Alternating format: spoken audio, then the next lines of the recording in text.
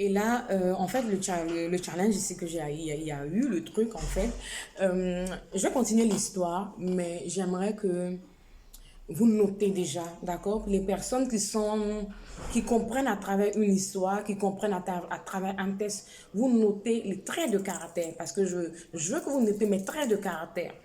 Mes traits de caractère. Et ce sont ces traits de caractère-là que vous devez avoir si vous voulez réussir en tant qu'entrepreneur. Donc, je veux que vous notez ces traits de caractère. C'est vrai que ce n'est pas parfois inné pour tout le monde. Il y a des personnes chez lesquelles c'est inné. Ce n'est pas parfois inné pour tout le monde. Et c'est des traits de caractère aussi qui peuvent vous faire faire des erreurs. Mais a priori, il y a 90%, c'est des traits de caractère que la plupart des grands hommes d'affaires ou des grands hommes d'affaires et femmes d'affaires en devenir ont eu ou ont. D'accord? Et elle a voulu, vous savez, quand les parents, ma mère, je vous dis, elle était ménagère, entrepreneur, d'accord, elle vivait avec mon père, elle n'a pas eu la chance de faire de longues études, mais c'est une femme battante qui faisait déjà la pâtisserie et tout ça, elle s'en sortait, elle ne vivait pas au crochet de son mari. Attention, une femme très intelligente qui aimait la lecture également, donc ce qui veut dire que si on lui avait laissé faire ses études, elle peut-être une femme comme moi aujourd'hui, voire plus que moi, parce que moi j'ai choisi l'entrepreneuriat après. Peut-être qu'elle, elle allait peut-être faire une carrière, peut-être en tant que magistrate, avocate et tout, parce qu'on se sent un peu bien dedans quand même. Donc voilà, elle, pour avoir vécu ça et pour avoir été une femme divorcée par la suite, donc qui a dû regretter un peu d'être rentrée dans un mariage et ne pas continuer ses études sous conseil de ses parents. Elle, voilà, elle s'est dit quoi? Au lieu d'aller faire les grandes écoles et tout ça, même si c'est une EPN, l'ISCC, elle a dit non, que passe le concours de l'INGS, pour ceux qui connaissent, c'est pour les professeurs en sport. Voilà, EPS, professeur d'EPS, comme on le dit chez nous.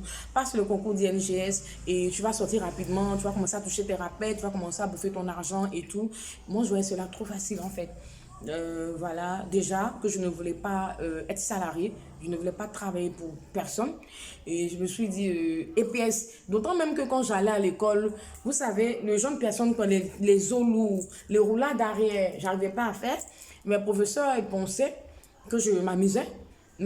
Effectivement, j'en viens après que je ne pouvais pas. Donc, tu n'as pas les aptitudes, en fait. Moi, je déplorais, en fait, ce comportement de nos parents. Tu n'as parfois pas les aptitudes, mais tu n'as pas la passion pour quelque chose, mais tu dois aller faire cette chose parce que cette chose va te donner de l'argent rapidement ou va te rendre libre rapidement.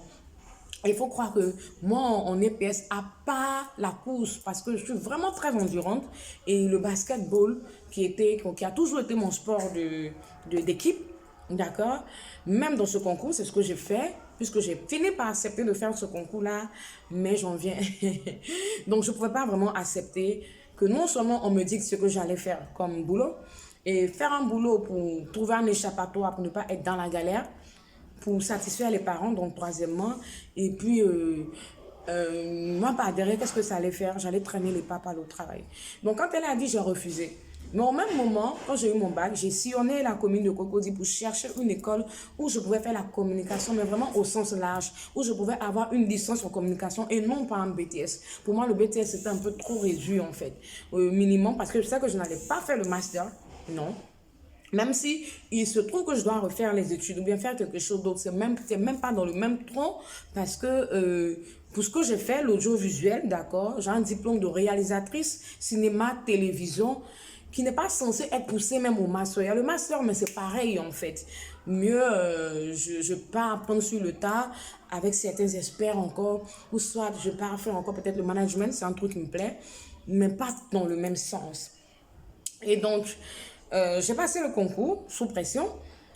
J'ai trouvé l'école parfaite. Quand je suis rentrée, j'ai trouvé l'école parfaite. J'ai dit, ah, voilà, on fait la licence ici. Et puis, c'est comment ça se passe? On dit, non, non, non, ça, c'est communication des masses. J'ai dit, super, j'adore bavarder, j'aime parler. Bon, le journalisme, je n'étais pas trop partant parce que c'est statique. D'accord, ça vous ouvre pas trop de portes. Aujourd'hui, c'est avec les réseaux sociaux que j'ai un peu de marché. Et puis, bon, mon conseiller que j'ai trouvé sur le tas, que je salue au passage, M. Blavo Sylvain, qui m'a dit non, non, il faut faire la production audiovisuelle, ça va te donner beaucoup de débouchés. Et c'est ainsi que je me suis inscrite. Il y a pas, la première session était déjà passée. On a dit, tenez-vous à l'écoute, on va vous rappeler. En ce moment, le concours de l'INGS avait déjà démarré et je suis partie. Donc, je faisais la navette. Et je cachais à mes parents, en fait. Donc, je partais où mes parents voulaient pendant ce temps faire le concours. Pendant ce temps, je venais faire le concours dans l'école de mon cœur, en fait, dans ce que je voulais faire.